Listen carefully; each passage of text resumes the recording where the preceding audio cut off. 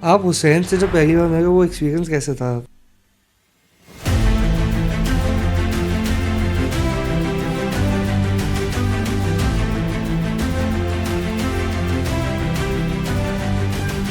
बैठा हुआ था तो एक दिन देखता हूँ कि कमरे में हुसैन आ गए। तो उनके साथ मैं एक सप्ताह वहाँ घूमा था। तो ही offered me that change my life. उस टाइम पेंटिंग्स होती थी और आज की डेट में आर्ट वर्क्स होते हैं। हिम्मत शाह से मेरी बहुत गहरी दोस्ती हिम्मत थी। Shah, yes of course. बहुत समय बिताया, हम बैठे रहते थे। वो बात करता था कि कला में क्या है, कला में क्या करना है। ये जो इंडस्ट्री थी इतनी प्रोग्रेसिव नहीं थी कि लोग जानते ही नहीं थे कि मतलब ऐसे भी हम इस इंडस्ट्री में भी घुस के काम कर सकते हैं। अपने पेरेंट्स को भी समझाना तो वो आपके लिए बहुत बड़ा चैलेंज था। तो सेंस ऑफ बिलोंगिंग बहुत बड़ी स्ट्रगल वो है कि आपके अपने काम में क्या स्ट्रगल। बद्री विशाल जी जमाने में 5-6 गाड़ियां उनके पास होती थी, 4-5 ड्राइवर होते थे। राजा कहा जाता था उनके पिता को। जैसे आपने आनंद डाबली के बारे में बात किया, श्रीकांत कदम जी के बारे में बात किया, क्या डिफरेंस है, मेजर डिफरेंस उस टाइम के आर्टिस्ट और आज? एवरेज पर मैं बिल्कुल नहीं जाता कभी भी। What is one thing that you want to teach the world, teach the artists, teach the children, teach me?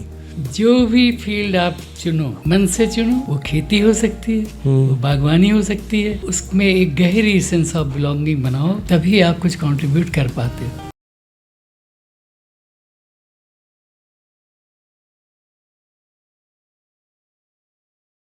Welcome to another episode of the Heartful Show, where art meets the heart. Today's guest, I mean, I don't even need to tell you his name. He's an art icon, he's a writer, he's a poet, he's done shows all over, he's curated the biggest art shows in the world. He's worked with people like Raza, Souza, and so much more. Like, before I even continue talking about him, I want you guys to see him. The one and only, the most favorite art curator that I have in today's time, Prayag sir, Prayag Shukla ji. Thank you so much sir. सबसे पहले तो आप podcast में आए, वही बहुत बड़ी बात है। बट कैसे हो आप प्रयाग जी? लगे बेसिक से स्टार्ट करते हैं। थैंक यू आर्मन, बहुत अच्छा लग रहा है यहाँ आकर के, और आपसे बात अभी होनी है और बच्ची ही होगी ऐसी मुझे पूरी आशा ही नहीं, भरोसा है, विश्वास है। नहीं, बिल्कुल होगी Prayag sir. And Prayag sir, आप इस इंडस्ट्री में मतलब 50 साल हो गए, 5 decades हो गए। 60? Oh wow. I came to Delhi in 1964. I was living in the studio of Ram Kumar ji. Okay. That is how I got introduced to many artists. Yes. Tayyab Gatonde. Hanji. Hussain I knew when I was 23. Oh, fantastic. And आपने तो actually मतलब 3 generations देख ली आपने art में। 3 से ज़्यादा मतलब आपने जनरेशन देखी आर्ट में। एंड कैसे ये आपकी जर्नी कैसे स्टार्ट हुई थी प्रयाग से? सबसे पहले तो ये जर्नी तो इस तरह से स्टार्ट हुई थी कि as you know I was born in Calcutta, educated there, and till the age of 23 मैं कलकत्ता ही रहता था। और लिखना शुरू कर दिया था। तो व्हेन आई वॉज 18 तो मेरी एक कविता और एक कहानी कल्पना नाम की पत्रिका में छपी, जो अपने समय की हिंदी की सबसे अच्छी पत्रिका मानी जाती थी। उसको निकालते कौन थे? बद्री विशाल पित्ती। ओके। जिनके पास हुसैन का सबसे बड़ा कलेक्शन बना। उन्होंने हुसैन की पूरा शो खरीद लिया था। हुसैन वहाँ आया करते थे और वहीं मैंने हुसैन को काम करते हुए देखा। हुसैन से परिचय हुआ at a very young age. तो आप समझ सकते हो मेरे साथ क्या हुआ होगा। तो फिर मेरे इंटरेस्ट बढ़ता ही गया, क्योंकि बद्री विशाल जी के पास कलेक्शन बहुत अच्छा था। और हमारे उस कल्पना में एक एडिटर और थे हमारे साथ, आर्ट एडिटर थे वो कल्पना के, जगदीश मित्तल जी, आप जानते ही हो। अभी 100 की एज में वो गए हैं एक्चुअली। और वो म्यूज़ियम उनका इतना बड़ा बाद में उन्होंने बनाया। तो मैं उनके पास भी जब बैठता था, काम देखता था। That is how I was introduce to art. फिर मैं दिल्ली आ गया। अब दिल्ली आने पर एक और घटना घटी। अब दिल्ली में इसलिए आया कि मुझे लगा कि early 60s Alkazi was here, Yamini Krishnamurthy, Ram Kumar, उनके brother Nirmal Verma writer, S H. Vatsyayan Agyeya, Hindi के एक बड़े लेखक, सभी यहाँ थे। हबीब साहब, हबीब तनवीर, स्वामीनाथन जी। तो हमको लगा कि मुझे दिल्ली चलना चाहिए। आप हुसैन से जो पहली बार मिले वो एक्सपीरियंस कैसे था? प्रयागराज? वो बहुत सुंदर घटना है, मेरे जीवन की एक बड़ी घटना है। मैं तो वहाँ एक छोटा सा केबिन था मेरा, बद्री विशाल जी के बड़े कमरे के पास, उसमें बैठा हुआ था। तो एक दिन देखता हूँ कि कमरे में हुसैन आ गए। मैं एकदम चौंक गया, क्योंकि उस समय तक भी हुसैन का काफ़ी नाम हो गया था। अच्छा। 63 सोचिए आप, उसके पहले तो राम कुमार और हुसैन बनारस हो आए थे। राम कुमार जी का उसी पीरियड में काम बदलना शुरू हुआ था। हुसैन पर तमाम जर्नल्स में, मैगजीन्स में चीज़ें छपने लगी थी। तो मैंने तो तुरंत पहचान लिया कि हुसैन आ गए। अब आप सोचिए मेरे अचरज का ठिकाना की। तो और मैं बड़े संकोच में, अच्छा हुसैन साहब उसमें भी कम बोलते थे, बाद में तो फिर हमारी खूब बातें होने लगी। तो उन्होंने खाली इतना पूछा कि बद्री विशाल जी कब आएंगे। मैंने कहा बैठिए, आते होंगे, 4 बजे करीब आते थे। तो बैठे थोड़ी देर, फिर जाहिर मुझे तब नहीं जानते थे, तो एक छोटा सा लड़का जैसा है कियांगा, तो उनका मेरी कोई चीज़ भी उन्होंने नहीं पढ़ी थी। और आप उस टाइम 23 साल के थे? 23 साल का था। तो वो बैठे और थोड़ी देर में कुछ कुछ बोलने लगे, कहने लगे, मतलब अरे ये कितना सुंदर कवर है, इसका नीला रंग बहुत अच्छा है, या आपकी खिड़की याद है, कह रहे तुम्हारी खिड़की से जो ये रोशनी आ रही बहुत सुंदर है। ऐसे उन्होंने 5-6 बातें कही और मैं मनाने लगा कि अभी उठकर यहाँ से चले जाएं। तो फिर मैं देखूँ कि इसमें खास क्या है। मैं तो यहाँ 3 महीने से बैठा हूँ और मुझे ये नहीं दिखाई पड़ा कि कुछ विशेष है। In a way he taught me how to see, how to appreciate at a very young age. फिर मेरा सचमुच इंटरेस्ट बढ़ा और तब से और आज तक का दिन है कि मैं कहीं जाते ही देखता हूँ क्या है क्या, और जो कोई चीज़ है जो मुझे अट्रैक्ट करती है तो फिर वहाँ रुक जाता हूँ। जैसे आज आनंद डबली की पेंटिंग देखी, उसका काम मुझे पसंद है, मैं एकदम वहाँ खड़ा हो गया 2 minute. And this is the best thing about art. But जब 23 साल के थे, आपने उस टाइम काम करना स्टार्ट कर दिया था कि आप उस टाइम अभी देख ही रहे थे? नहीं, मैं देख ही रहा था। लिखना तो मेरा शुरू हुआ है, वो हैदराबाद में नहीं शुरू हुआ था, पत्रिकाएँ हैदराबाद से निकलती थी, पर वो तो शुरू हुआ मेरा दिल्ली आने के बाद। क्योंकि उसमें हुआ क्या था, जो अभी आपको बता रहा था, कि राम कुमार जी मुझे थोड़ा सा जानते थे, क्योंकि वो भी शॉर्ट स्टोरी राइटर, बहुत बड़े शॉर्ट स्टोरी राइटर रहे हैं। कम लोग जानते हैं।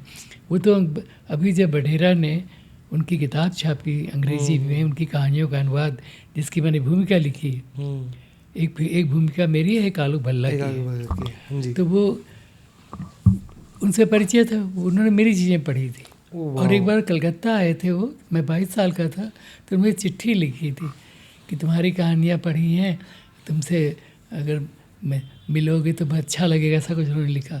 I was thrilled, Ram Kumar की चिट्ठी आ गई। तो उनके साथ मैं 1 सप्ताह वहाँ घूमा था। तो जब दिल्ली आया मैं, तो जैसा होता है, मैं freelancer, hardly any resources to support myself कि भाई कमरा ले लूँ एक अच्छा सा रेंट पर कहीं, वो तो हो नहीं रहा था। तो मैं दोस्तों के साथ रहता था कि फ्रीलांसिंग में कोई पैसे मिलेंगे, फिर थोड़ा इकट्ठा करूँगा, फिर मैं कमरा लूँगा। तो एक दिनों उनको पूछा उन्होंने, तुम कहाँ रहते हो? तो थोड़ा चिंतित से हुए कि लड़का कहाँ रह रहा है। कभी कह रहा है मैं जनकपुरी रहता हूँ, कभी मॉडल टाउन रहता हूँ, अलग अलग दोस्तों के पास। तो ही offered me his studio. That change my life. I stayed in his studio for 3 months। वो अपना थोड़ा सामान ले गया था, दरी बिछा करके रात को वहीं सो जाता था, खाना वाना तो बाहर ही खाते थे। और कई बार मैं ऐसे देर से उठे, थके हुए हैं, ये मन नहीं हो रहा उठने का, तो वो उसमें ये था कि राम कुमार जी वहाँ आते थे कोई 10:30 बजे करीब, और चले जाते थे 1 बजे। करोल बाग में भी उनका अपना स्टूडियो था, एक टेरेस पर। ये स्टूडियो जो था दिल्ली में, अभी भी बिल्डिंग था, गोल मार्केट में, तो वहाँ पर उनका स्टूडियो था। वो स्टूडियो उनको दिया था सान्याल साहब ने। भवेश सान्याल जी का वो स्टूडियो उनको मिला था जब वो आए थे लाहौर से पार्टीशन के समय, तो सरकार ने दिया था। तो वो जब उन्होंने घर बना लिया सान्याल साहब ने निजामुद्दीन में, तो वो राम कुमार जी को दे दिया था कि तुम यहाँ काम करो। तो जब मैं वहाँ रहा था तब भी सान्याल साहब की कुछ चीज़ें रखी हुई थी वहाँ, मतलब उसमें उनके कुछ स्कल्पचर्स थे, कुछ एक पेंटिंग थी। तो उसमें हुआ क्या कि पहले हैदराबाद में तो हुसैन को काम करते हुए देखा, जगदीश मित्तल जी का कलेक्शन देखा जितना उस समय तक था। राम कुमार के यहाँ रहने का स्टूडियो में लाभ ये हुआ कि जब कभी नींद नहीं आती थी तो मैं उनकी पेंटिंग्स, भवेश सांजाल के काम बहुत गौर से देखा करता था। तो वो जैसे वो कहते हैं ना कि आँखों की खुराक बन गई पेंटिंग मेरे लिए, आर्ट पर आज तक वही है। आते और हैं आपको जब आप घर से निकले प्रयाग सर, एंड उस टाइम तो actually I can even imagine कि क्या क्या होता था उस टाइम। आर्ट कल्चर, ये जो इंडस्ट्री थी बड़ी मतलब इतनी प्रोग्रेसिव नहीं थी कि लोग जानते ही नहीं थे कि मतलब ऐसे भी हम इस इंडस्ट्री में भी घुस के काम कर सकते हैं, ठीक है। और अपने अपने पेरेंट्स को भी समझाना कि मैं art and culture and poetry में घुसना चाहता हूँ, तो वो आपके लिए बहुत बड़ा चैलेंज था। मेरे लिए चैलेंज इसलिए नहीं था कि मेरा ये मानना है कि अगर आप ये मान लेते हो कि I belong to this field और दिस वर्ल्ड, तो सेंस ऑफ बिलोंगिंग बहुत बड़ी चीज़, बहुत बड़ी चीज़ है। यस सर, है ना। अगर आपने मान लिया कि यही मेरी दुनिया है तो फिर आपको कोई मुश्किल नहीं होती। मेरे साथ वही हुआ था, शुरू दिन से मैंने मान लिया कि मैं कुछ कर पाऊँ नहीं कर पाऊँ, but this is the world I would like to live in, to be with this. तो वो एक गहरा विश्वास जब हो गया, वही मुझे आज तक काम आ रहा है, वो सेंस ऑफ बिलोंगिंग। अब आप सोचो, हम लोगों ने कभी बात नहीं की स्ट्रगल वगैरह की। हमको स्ट्रगल, मैं उसको स्ट्रगल नहीं मानता। स्ट्रगल तो देखो सभी लोग इस देश में खास तौर पर कहीं ना कहीं अपनी जीविका के लिए काम करते हैं, है ना। बहुत मुश्किलें भी उठाते हैं, बहुत मुश्किल होती तो उसको मैं स्ट्रगल नहीं मानता एक राइटर के लिए और आर्टिस्ट के लिए। स्ट्रगल वो है कि आपके अपने काम में क्या स्ट्रगल है, वो तो सभी कर रहे हैं। वाह, बिल्कुल सही बात। और देखिए, मैं हिम्मत शाह को हम लोग इतना क्यों मानते थे, हिम्मत शाह से मेरी बहुत गहरी दोस्ती। हिम्मत शाह, यस ऑफ कोर्स। गढ़ी के स्टूडियो में जो स्वामीनाथन ने हिम्मत को दिया था, बहुत समय बिताया, हम बैठे रहते थे।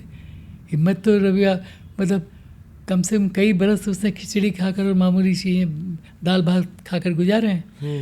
ही कभी बात नहीं करता था, वो बात करता था कि कला में क्या है, कला में क्या करना है मेरी, तो वही सेंस ऑफ बिलोंगिंग। लोग ऐसे नहीं बड़े होते। बिल्कुल सही। अब आप वैन गॉग का ही सोचिए, हाँ जी, कोई कभी उसने अपने भाई को, थियो को चिट्ठियाँ लिखी, इतनी दुनिया भर में वो पढ़ी जाती हैं, कई भाषाओं में अनुवाद हुआ, लेकिन उसमें बस ये है कि मैं ये करना चाहता हूँ, मुझे तुम सपोर्ट कर दो।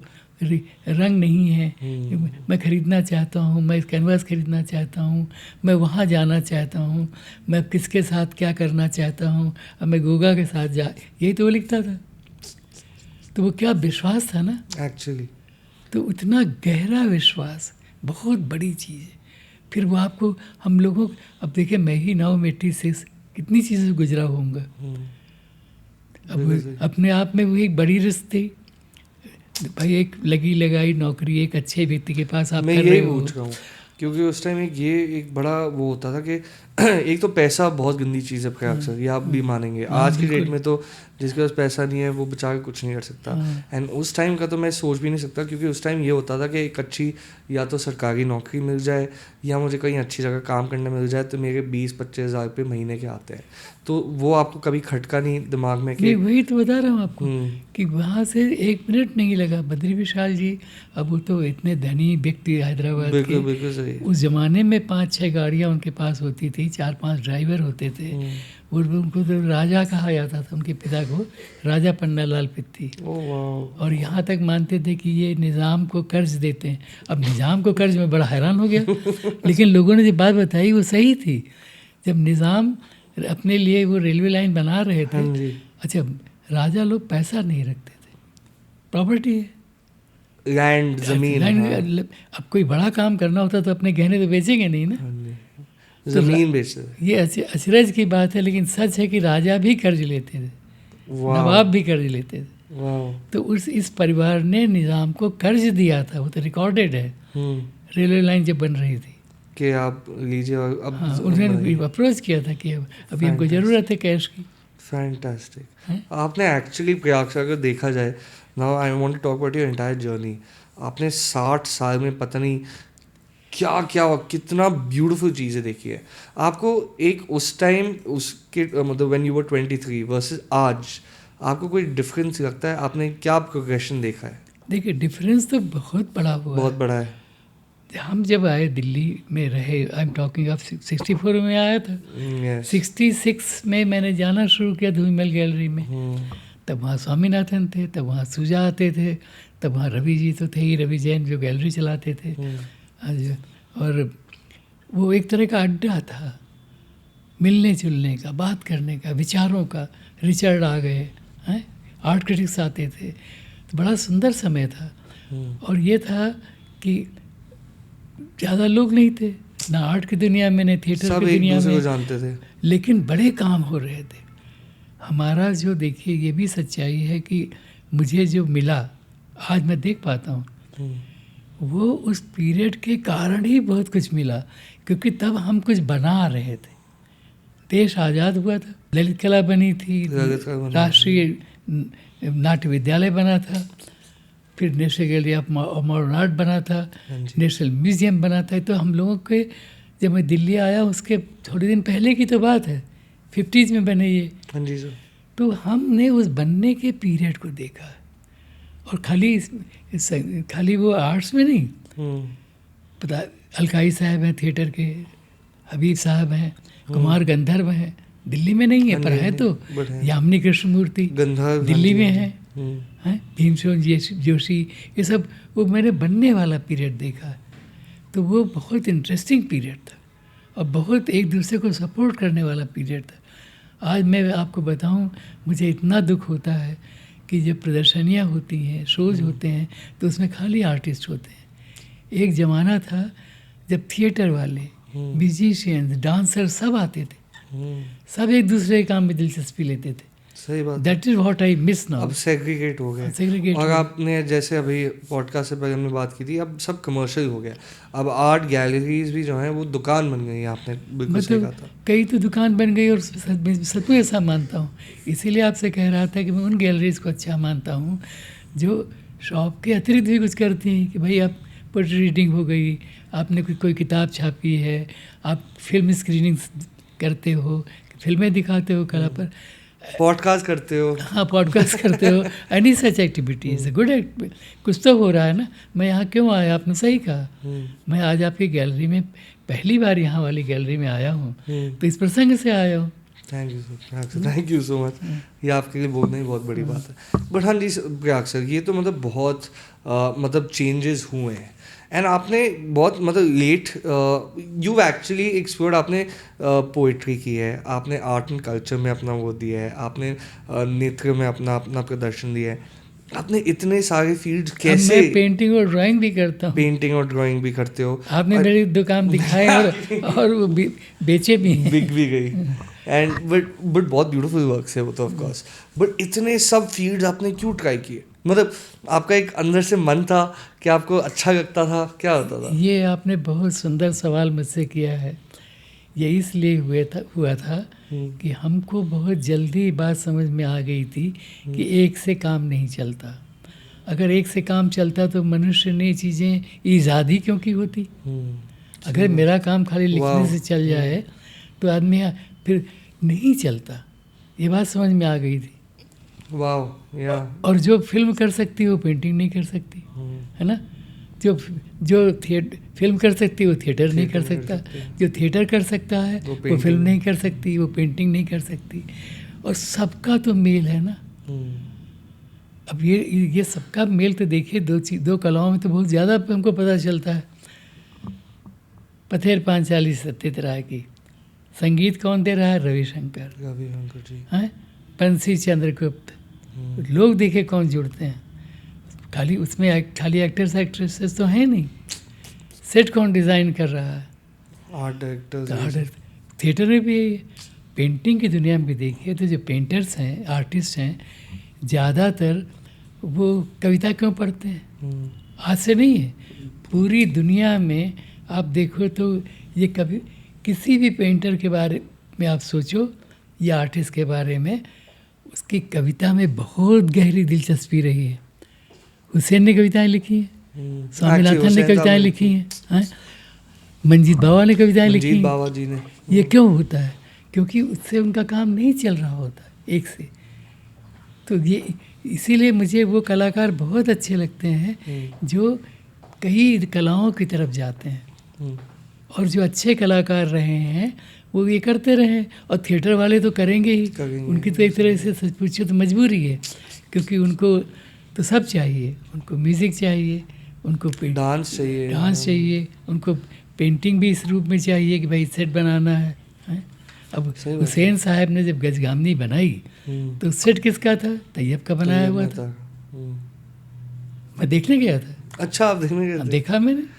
मैं उस टाइम का सबसे मेमोरेबल इंसिडेंट क्या था प्रयाग सर? वो सबसे मेमोरेबल इंसिडेंट था कि मेरी वाइफ भी थी और हम लोग पहुँचे तो हुसैन साहब बड़े खुश हुए। अच्छा। मुझे बहुत चाहते थे वो, तो उन्होंने मुझे देखा था इस रूप में हैदराबाद से। बिल्कुल सही। दिल्ली आना, हाँ। राम कुमार के यहाँ रहना, राम कुमार जी के यहाँ पे। तो वो बड़े खुश हुए। कि तो मैंने उनको बताया कि मालूम हुआ आप शूटिंग कर रहे हो, मुझे शमशाद ने बताया है, तो मैं आ गया हूँ।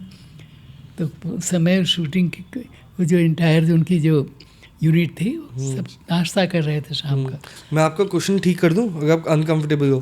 नहीं बिल्कुल ठीक। अच्छा, मैं क्यों तो नहीं वो तो आदत है कभी इधर। तो जो बात उन्होंने कही बड़ी इंटरेस्टिंग थी। हाँ जी। तो थोड़ी देर मेरे साथ बैठ गए, हम चाय पी रहे थे हम। तो बोले प्रयाग आजकल जानते हो मेरी हालत क्या है। सुबह घोड़ा बनाता हूँ, उसको बेचता हूँ और शाम को फिर शूटिंग करता हूँ। नहीं but sir Prayag sir Hussain साहब का मतलब सब जानना चाहते हैं, पूरी दुनिया जानना चाहती है। आप तो उनके साथ इतना बैठे हुए हैं, उनके साथ इतना मतलब सीखे हैं आप, तो घोड़े क्यों उन्होंने मतलब बनाए? घोड़ों के प्रति एक आकर्षण तो बराबर कलाकारों का रहता रहा है। कई लोगों ने घोड़े ही क्यों बनाए हैं, हुसैन ने घोड़े अब ये तो मुझे अनुमान से ही कह रहा हूँ। एक तो ये देखिए हुसैन की लाइन ही तो बहुत पावरफुल थी ना। उनका एक्चुअली हाथ का मतलब जो एक्चुअली वो लकीर थी, वो हुसैन बने इसीलिए कि लाइन में प्राण होते थे। वाओ, है ना? अब सच पूछिए तो मैं तो इस बात को कहता हूँ, कोई नई बात नहीं कह रहा। हुसैन साहब के बहुत सारे जो काम है वो तो आर्ट वर्क है, पेंटिंग तो थोड़ी ही है। Wow, beautiful. ड्राइंग आपने बनाई वो बड़ी पावरफुल है। अब आप देखो कोई हुसैन के काम, उसमें रंग भर दिया, वो पेंटिंग हो गई। सही बात है। प्रयाग से एक्चुअली ये मैं दुनिया को बताना चाहता हूँ, पेंटिंग और आर्ट वर्क में क्या डिफरेंस होता है? बहुत बड़ा डिफरेंस है। रेम्ब्रांट पेंटिंग है, वैन गॉग पेंटिंग है, अमृता शेरगिल पेंटिंग है, सूजा पेंटिंग है। वो तो ऑब्वियस है, क्योंकि वहाँ जो डिपॉजिट होता है पेंटिंग में वो एक और तरह से होता है। आज के मोस्ट ऑफ जो हमारे काम है कॉन्टेम्प्रेरी या मॉडर्न भी, वो आर्ट वर्क्स हैं। पेंटिंग बड़ी चीज़ है। और आज का अब तो मैं बताऊँ आपको, मुझे और रोज़ लगता है कि वो कितनी बड़ी चीज़ है, क्योंकि ओरिजिनल भी देखे, दुनिया भर के म्यूजियम देखे हैं। I have been to museum of modern art, I have been to Louvre. आप किसी बड़े म्यूजियम का नाम लो, वहाँ मैं गया हूँ, खाली एक को छोड़कर, पीटर्सबर्ग। अच्छा, सेंट पीटर्सबर्ग। हाँ, वो मैं नहीं जा पाया, उसका बड़ा अफसोस है। नहीं तो बहुत सारे म्यूजियम देखे हैं, वॉशिंगटन में, शिकागो में, लंदन में, पेरिस में, हंगरी में, चीन में, जापान में, बहुत सारे देखे। तो ये बात बहुत अच्छी तरह समझ में आती है कि पेंटिंग और आर्ट वर्क में ज़मीन आसमान का फर्क है। पेंटिंग आपको बांधती है। पेंटिंग में ये है ना कि आप डिकोड करने के लिए बहुत है। अब देखिए ना, वैन गॉग, सोचिए ज़रा, पीढ़ियाँ बीत गई, अभी भी ख़त्म नहीं हो रहा। कोई स्टारी नाइट पर लेकर कुछ काम करने लगता है कि मुझे फिल्म बनानी है, मुझे किताब लिखनी है, मुझे लेख लिखना है। वो क्यों हुआ है? क्योंकि वो आर्ट वर्क नहीं, खाली उसमें लेयर्स आफ्टर लेयर्स, खाली लेयर की बात ही नहीं है। बहुत सारी पेंटिंग ऐसी हो सकती हैं जिनमें उस तरह की लेयरिंग ना हो, लेकिन वो पेंटिंग है। अब हुसैन को ही देखे, between the lamp and the spider, मैंने उसको कम से कम नहीं तो उनके घर में, पहले निजामुद्दीन वाले घर में, फिर जब भारत भवन को उन्होंने दिया 6 में, मैं ही लेकर गया था। अच्छा, ओके। मैं ही लेकर गया था। और आज जल्दी से कोई विश्वास नहीं करेगा, कि हुसैन साहब ने वो पेंटिंग मेरे हाथ में दी थी। मैंने कहा आपको कुछ लिख कर दे दूं कि ले जा रहा हूँ? बोले तुम ले जा रहे हो तो लिख कर क्या देना है? बाद में वो न देते, कीमत इतनी हो गई और भाई इंश्योरेंस ही आपको कराना पड़ता। वो ऐसे ही उठा कर ले गया था। आपके पास अभी कोई हुसैन साहब के काम है? मेरे पास नहीं है। देख अब ये दूसरा सवाल होता ये क्या था, मतलब किस्मत भी होती है। सोचिए, किस्मत की बात नहीं थी। मैं रहता था एक ग्रेटर कैलाश में, सर्वेंट्स क्वार्टर के ऊपर जो बने होते हैं ना, गैरेज के ऊपर जो कमरे बने होते हैं, अब वो 2 कमरे थे, इतनी जगह नहीं थी। स्वामीनाथन की एक पेंटिंग, हम उनको स्वामी कहते थे, मैं कई बार देखता रहा, उनसे कुछ बात करता रहा, उनकी बात समझ में आ गई कि इसको बहुत पसंद आ गई। बोले तुम ले आओ प्रयाग। मैंने कहा स्वामी आप मेरे घर आए हो, मैं इसको कहाँ लगाऊंगा? बच्चे खेलने आते वही खराब कर देंगे। सब ने तो उस समय हमको, ये तो बहुत बाद में हुआ कि कुछ हमको कुछ काम, जैसे राम कुमार जी ने एक पेंटिंग दी, परमजीत, अर्पिता जी ने तो मेरा पोर्ट्रेट ही बनाया, वो सब तो बाद में हुआ। ओह वाह, अर्पिता जी ने आपको पूरी इमेज बताया। अच्छा, और बोर्ड पर है। अच्छा, वो ब्यूटीफुल। बट प्रयाग सर, ये आपने बड़ी अच्छी बात की कि उस टाइम पेंटिंग्स होती थी और आज की डेट में आर्ट वर्क्स होते हैं। जैसे अगर मैं एक्चुअली आर्टिस्ट की बात करूँ ना, and artist also legends. Hussain साहब के बाद थोड़े आर्टिस्ट हैं, मंजीत बाबर जी हैं, सूजा हैं, बहुत थोड़े लेजेंड्स रहे हैं। ये मैंने एक शिफ्ट देखा है in the culture in India कि अब मतलब इतना कमर्शलाइज हो गया है कि आज की डेट में वो लेजेंड्स बनते ही नहीं है। क्यों नहीं बनते वो लेजेंड्स? क्योंकि अब क्योंकि कमर्शियल हो गया इसलिए, या आर्टिस्ट उस तरीके से अपने थॉट्स प्रोसेस ही नहीं कर पाते और पोर्ट्रे नहीं कर पाते? इसके बारे में मेरा दूसरा मानना है। इस समय मैं मानता हूँ कि भारत में पहली बार हमारे आर्ट की दुनिया में एक बड़ा एक्सप्लोजन है टैलेंट का। पहले लोग दिख जाते थे तुरंत। अब मेरी ही देखे तो कैसे दोस्ती हुई, क्योंकि जरा से किसी का नाम होता तो हमारे दोस्त बन जाते थे। अब मैंने Vikas Bhattacharya, I really feel blessed, Ganesh Pyne, इन सबसे कैसे मेरी दोस्ती हुई थी। कोई कलकत्ता में है, कोई बम्बई में है, कोई कहीं है, किसी, अब कलकत्ता तो मैं जाता रहता था, हमारा अपना शहर था, तो इनसे दोस्तियाँ हुई। मंजीत से कितनी मेरी दोस्ती हुई।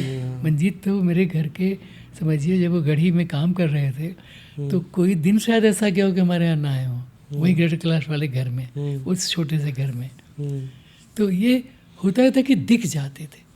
अब मैं आपको बताऊं, मैं तो इतनी यात्राएं करता हूं, और मैं अभी आपसे कह रहा था कि अमुक के लिए कुछ कर दो, अमुक, ये क्यों कह रहा था कि मैंने कुछ देखा है, तो मैंने देखा है, सबने तो नहीं देखा वो। तो ये सच्चाई है। और ये ऐसा नहीं कि लीजेंड नहीं बनेंगे, बनेंगे। अब या कह सकते हो आप कि न लीजेंड बने, लेकिन उनका इतना नाम होगा कि लोगों का ध्यान जाएगा। अब अतुल डोडिया, एक नाम ले रहा हूँ, पलीनेप्पन का शो देखने में गया था ना, पहली बार उनको मिला था गढ़ी स्टूडियो में, एक वर्कशॉप में। He was 26। हम भी उसी उम्र के थे, हमारी दोस्ती हो गई थी। अभी जब पलीनेप्पन का बड़ा रेट्रोस्पेक्टिव हुआ तो मैं अपनी ओर से गया था, अपने खर्च पर गया था। अच्छा, ये नहीं कि कोई हमको बुला रहा कि कोई उन्होंने इनवाइट किया। नहीं, उन्होंने हमको इनवाइट किया था, लेकिन अब दोस्त हैं तो मैं थोड़े कहूँ कि आप मुझे किराया दो आने जाने का, है ना। तो अभी आपको 3-4 नाम गिना सकता हूँ। अभी लक्ष्मण एले, हाँ जी, आर्टिस्ट हेरा गैलरी जो बनी है, बहुत सारी चीज़ें हुई हैं, बड़ी सुंदर चीज़ें हुई हैं। आर्टिस्ट हेरा गैलरी में जाकर मैं प्रसन्न हो गया था पहली, और उन्होंने बुलाया नहीं था। मैं बेंगलोर में था, बेंगलोर भी अपनी इच्छा से गया था। Museum of modern art and photography देखने के लिए गया था मैं, वो जो म्यूजियम है। तो अखबार में देखा कि गैलरी खुली है, मैं चला गया। ये अलग बात है कि फिर उनसे बहुत दोस्ती हो गई। यंग पर्सन गैलरी ओनर जो हैं। अभी लक्ष्मण एले का जो शो हुआ है वो भी देखने में गया, अपनी ओर से गया। हालांकि अब लक्ष्मण का जो कैटलॉग इतना सुंदर बना है, बहुत सुंदर। तो लक्ष्मण ने मुझसे कहा कि आप सूजा को भी जानते थे, आप मुझे भी जानते हो, आप लिखो foreword, which I have written. You have? Okay. उस कैटलॉग में, वो कैटलॉग तो मेरे राइटअप से शुरू होता है, फॉरवर्ड। एक तो प्रयाग सर, सबसे पहले सब बातें छोड़ो, मैं आपकी कुछ बड़ी अच्छी कोई कविता सुनना चाहूँगा। प्लीज़ 2 शब्द, अगर आप कुछ आर्ट पे हो जाए, कोई किसी इंसान पे हो जाए, प्लीज़। ये आपने बहुत सुंदर समय चुना है, क्योंकि आपसे मैंने पहले ही कहा था कि हमारी जो बातचीत हो बहुत लंबी नहीं, फिर कभी और होगी। मैं हो सकता है 4 बार आ जाऊँ, हाँ जी। लेकिन एक बार में सब नहीं। तो अब करीब 40-45 मिनट हो चुके हैं। आपको मैं एक कविता सुनाता हूँ जो मुझे याद भी रहती है। तुम घटाना मत अपना प्रेम, तब भी नहीं जब लोग करने लगें उसका हिसाब। मत घटाना अपना प्रेम, नहीं तो बंद कर देगी बोलना तुमसे चिड़िया यह। मुंह फेर लेगा आसमान, नहीं तुम घटाना मत अपना प्रेम। क्या बात है प्रयाग सर। आपको इंस्पिरेशन ये कहाँ से मतलब मिलती है? आपने ऑफ कोर्स इतनी दुनिया देखी है, बड़ी इंस्पिरेशन कहाँ से मिलती है? आप in fact you also went to Iowa for the International Writing Program, वहाँ पे आपको इनवाइट किया गया था। वो भी कैसा एक्सपीरियंस था प्रयाग सर? वो तो बहुत सुंदर एक्सपीरियंस था, वो प्रोग्राम बहुत अच्छा था। वो हर साल हर देश से एक ही राइटर को बुलाते थे। ओह वाह, ये मुझे नहीं पता था। हाँ। एंड 1984 में, उस टाइम पे मुझसे पहले तो 3-4 लोग ही गए थे। बंगला से गए थे सुनील गंगोपाध्याय, जो बाद में बड़े लेखक बने बंगला के, पहले भी थे। फिर शंकु घोष ही गए थे। शंकु घोष जी का तो मैंने बाद में अनुवाद भी किया बंगला से हिंदी में। अच्छा। उनसे परिचय हुआ, लेकिन तब परिचय नहीं था जब वहाँ गए थे वो। फिर श्रीकांत वर्मा गए, फिर निर्मल वर्मा गए, फिर मैं गया था अपने देश से। वाह ब्यूटीफुल। तो वो तो ये था कि 40 देशों के लेखक थे। वो एक हॉस्टल में साथ रहते थे। वो बॉयज़ एंड गर्ल्स का हॉस्टल था, उसमें ऊपर की 8वीं मंजिल में हम लोगों के लिए थी। तो बहुत सुंदर समय बीतता था। सबके पास कमरे थे, सबके पास किताबें थी, सबके पास किचन कॉमन था। कोई खाना बनाता था, कोई मंगा लेता था। हम लोगों ने ये पिज़्ज़ा तो वहीं से खाना शुरू किया, सबसे आसान वही लगता था। अच्छा, पिज़्ज़ा कि अपना ले आओ, गरम करो, खा लो। तो और चाय वगैरह सब बनाते ही थे, और दिन भर आप मिल रहे हो। अब इतनी दोस्तियां बनी, जिनमें से एक अभी कायम है। अच्छा है। हाँ, ब्रेमेन के हमारे जर्मन फ्रेंड माइकल ऑगस्टिन, उनसे अभी तक हमारी दोस्ती है। और वो हमारे घर आए, वो 2-3 बार भारत आए। फिर संयोग ये बना कि उनकी जो पत्नी है सुजाता भट्ट, जो अंग्रेजी की दुनिया की एक बड़ी कवि हैं, वो उनके बिना कोई एंथोलॉजी पूरी नहीं होती। मैंने ही उनको माइकल से मिलाया था। क्योंकि she came to meet me, कि भारत से कोई आया है, तो मुझसे मिलने आई थी। एट दैट टाइम वो ऑनर्स का कोर्स कर रही थी आयोवा यूनिवर्सिटी से। Was young. Oh wow. तो फिर माइकल से मेरी दोस्ती हुई। तो फिर एक दिन माइकल और सुजाता ने मुझे आकर बताया कि हम शादी करना चाहते हैं। मैं बड़ा खुश हो गया। तो फिर वो माइकल हमारे भारत आते रहे। कुछ सुजाता के कारण भी उनके भी परिवार के लोग यहाँ थे। वो गुजराती के एक बड़े कवि नाना भाई भट्ट की नातिन है। अच्छा, ओके। हाँ, तो ये इस तरह की चीज़ें मेरे साथ बहुत सारी घटनाएं हुई हैं। हम फिर कभी और बातें करेंगे, बताने के लिए तो मेरे पास बहुत कुछ है, और वो बताना अच्छा भी लगता है। अब मैं आपको सच बताऊं, मैं निकलता हूँ, हम 86, लेकिन 86 years old, yes. लेकिन मैं अभी देखिए, परसों 2 दिन बाद मुझे कलकत्ता जाना है। वहाँ शांति निकेतन जाऊँगा। 2 महीने पहले भी वहीं था। फिर अभी मुंबई से आया हूँ। वहाँ का जो आप मतलब यंग तो हो ही प्रयाग सर। अभी हम वही बात कर रहे थे कि ये आपने एक बड़ी अच्छी चीज़ की थी, जिस पे मैं अमल करना चाहता हूँ, कि आपने एक पॉइंट आउट किया था जो मैं ज़िंदगी भर याद रहेगा, कि हिंदुस्तान में और इंडिया में बूढ़े नहीं होते, जो बनाया जाता है, वो बनाए जाते हैं। मतलब इससे बेहतर लाइन तो उनको फील कराया जाता है यंग लोगों द्वारा, नहीं ये काम अब हम करेंगे। अब आज दूसरी मुश्किल मेरे साथ आ रही है। मैं भोपाल में अकेला रहता हूँ। अब कोई भी आता है मिलने, यंग ओल्ड, मैं चाहता हूँ कि भाई इसको मैं पानी पिलाऊं। अरे नहीं, बैठो आप कष्ट क्यों करोगे, क्या बूढ़े हो गए। तो मैं उनसे फिर दिखाता हूँ। एक दिन तो दिखाना पड़ा। अब अभी देखिए दोनों हाथों की उंगलियां मेरी क्यों नहीं बराबर हैं, क्योंकि ये रोज़ करना पड़ता है मुझे। फिर प्रयत्न करके दिखाता हूँ लोगों को, देखो जग उठाऊंगा मैं तो भी कर मेरी सकता हूँ। उंगलियां ठीक रहेंगी, नहीं पेन स्लिप करने लगेगा। प्रयाग सर, आप आज की डेट पे भी काम करते ही हो, आपको एक ऐसा दिन आता है जब आपको बोलते हो कि नहीं मैं अब काम नहीं करना चाहता, मैं अब रिटायर होना चाहता हूँ? कभी नहीं लगता, कभी नहीं लगता। क्योंकि रिटायर होना क्या हम जानते ही नहीं।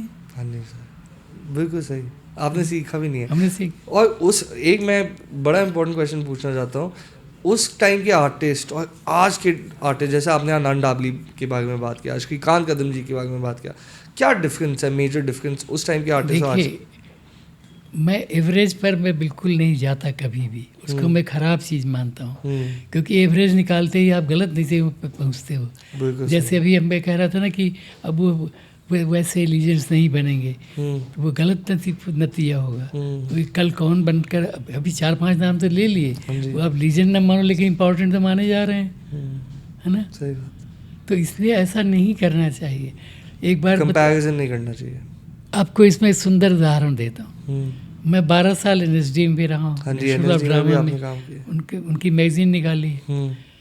तो एक जो डायरेक्टर वहाँ रहे अंकुर जी, एक बड़ी थिएटर पर्सनैलिटी हैं, उनसे पत्रकारों ने पूछना शुरू किया कि दर्शक कम हो रहे हैं, तो नॉर्थ में कम हो रहे थे। अंकुर जी ने पलट कर दिन पूछा कि कहाँ कम हो रहे हैं भाई, महाराष्ट्र की दुनिया में कम हो रहे हैं कि बंगाल में कम हो रहे हैं, कहाँ कम हो रहे हैं? इसलिए एवरेज में कभी भी नहीं जाना चाहिए, ऐसा मैं मानता हूँ। बट कुछ एक ऐसी चीज़ है जो आप आज के आर्ट इंडस्ट्री में चेंज करना चाहोगे? चेंज करना चाहूँगा, मैं चेंज यही करना चाहूँगा कि जो हम पहले की तरह ही हमारी सभी कलाओं की दुनिया में हो, कि सब एक दूसरे के काम में इंटरेस्ट ले रहे हैं। अभी जतिन दास देखिए मेरे पुराने मित्र, हम अक्सर बैठते हैं साथ IIC में, कहीं भी। हमारी दोस्ती 50 साल की है, लेकिन अब और गहरी हुई है। वो क्यों हुई है? क्योंकि जतिन भी इन लोगों में से रहे हैं। देखिए 2 किताबें हैं उनकी, बाकायदे पब्लिश बुक्स हैं, जिसमें मेरे भी 2 पोर्ट्रेट हैं। तो उसमें गिरीश कर्नाड, उसमें सुजा है, उसमें अल्कॉन नहीं है, उसमें आर्ट क्रिटिक्स हैं, उसमें डांसर्स हैं। ये कैसे हुआ है? क्योंकि उस व्यक्ति को में बात थी, उसमें बहुत सारे लोगों में बात थी कि हमको सबको जानना है, सबसे दोस्तियाँ करनी है। वह फिर शुरू हो, मैं चाहता हूँ। नहीं, आई थिंक प्रयाग से मतलब जल्दी हम, एंड वो कौन शुरू कर सकता है? हम आर्ट गैलरीज थी, क्योंकि हम तो आर्ट लवर्स हैं। तो मैं यही कहता हूँ कि ये अगर आप लोग शुरू करो, आप में से जो भी शुरू करे, मैं तो बैठते ही ये कहता हूँ, हर जगह जाकर ये कहता हूँ, क्योंकि उसके बिना फिर क्या आनंद है? कुछ वो नहीं है। मुझे भी देखिए, तो I owe a lot to all these arts ना, देख कर हम प्रसन्न होते हैं ना कि अच्छा उनका आज ऐसे रैना मिल गया मुझे, MK Raina, I was so happy. अच्छा, यू मेट MK रैना? हाँ, मैं IIC में, और उनसे देख मैंने कहा भी, अरे मैं एकदम खुश हो गया आज आप मिल गए। ये क्यों होता है भाई? आर्ट्स हैं, हम साथ रहे हैं, हम साथ रहेंगे। मैंने सबके साथ समय बिताया, फैमिली बन जाती है, फैमिली बन जाती है, बड़ा परिवार बनता है। एक्चुअली आपने बड़ी ब्यूटीफुल, उस दिन ना मैं दिनकर यादव जी से भी बात कर रहा था, उन्हें बड़ी ब्यूटीफुल चीज़ कही थी कि पहले के टाइम में ये एक्चुअली फैमिली बन के सब कहते थे। आज की डेट में ये होता है कि हर आर्टिस्ट दूसरे आर्टिस्ट को काटता है, कंपटीशन हो गया है, कमर्शियल हो गया है। अच्छा, सोशल मीडिया की वजह से इतना नेगेटिविटी मैं फिर कहूँगा कि एवरेज मत निकालिए, क्योंकि मैं जो सपोर्ट एक दूसरे को मिलता है आर्टिस्ट से, वो उसका गवाह तो मैं हूँ, आज भी हूँ। बिल्कुल सही। कैसे लोग, आनंद डबली ही है, चलिए एक नाम लेते हैं। जब उसका शो हुआ भारत भवन में, और उसी समय संयोग से मैंने ही उसको फ़ोन किया था, तो मुझसे बोला कि मैं आपकी फ़ीस तो नहीं दे पाऊँगा, लेकिन मैं चाहता था कि आप मेरे ऊपर लिखो। तो मैंने आनंद से कहा था, छूटते ही कहा था, मैंने कहा फ़ोन किसने किया है, तो फीस की बात कहाँ से आ गई?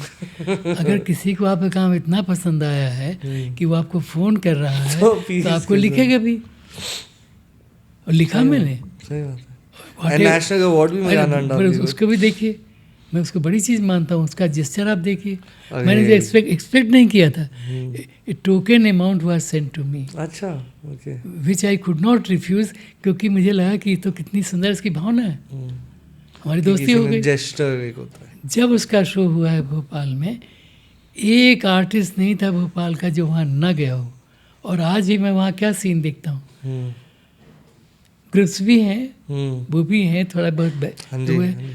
लेकिन इतना सपोर्ट किसी के पास नहीं है, कोई बाहर से आया है तो उसके लिए वो सब चल रहा है। वो हमको दिखता नहीं, क्योंकि ये अलग बात है कि भाई आपकी दुनिया तो बदल जाती है ना। अब सुबोध गुप्ता जब आए सुबोध गुप्ता तो जी। हमारे घर ही तो आए थे सबसे पहले। I was the first person जिसके अच्छा। घर वो आए थे। ओके। और मैंने जब शो किया था ड्राइंग 94, तो रेणु मोदी जी ने मुझसे पूछा था कि हुसैन, केजी, तैयब, इनके साथ ये कौन लड़का है इसको आप रख रहे हो। प्रयाग शुक्ला। मैंने कहा एक दिन आप इसका नाम सुनोगे अगर मेरी कोई आँख है। प्रयाग साहब, अपनी लेगेसी कैसे चाहते हो कि आप छोड़ो? आपने इतनी ऑफ कोर्स इतना काम किया है, लोग आपके नाम से कांपते भी हैं और आपका मतलब नाम भी चांट करते हैं, बट आप अपनी लेगेसी कैसे छोड़ना चाहते हो? इसी तरह जैसे अब हम पॉडकास्ट पे बन रहा है अब हम ये सुंदर समय है, अब बात करते हैं इसको। स्वामीनाथन जी एंड राजा फेलोशिप के बारे में, मतलब you also taken part in that, what do you have to say about the Raja fellowship जो आपने बिल्कुल की राजा थी? फेलोशिप बहुत सुंदर चीज़ है, बहुत उससे बहुत सारे लोगों ने बहुत काम किया है। कुछ जब मुझे राजा फेलोशिप मिली तो स्वामीनाथन की जीवनी लिखी हाँ जी। जो मैं लिखना चाहता था। तो ऐसे ही बहुत सारे काम हुए हैं। हमारे आर्ट वर्ल्ड को शायद ये पता नहीं है कि कितनी सुंदर लिटरेरी बुक्स आई हैं, कितने लेखकों की जीवनी पॉसिबल हुई है।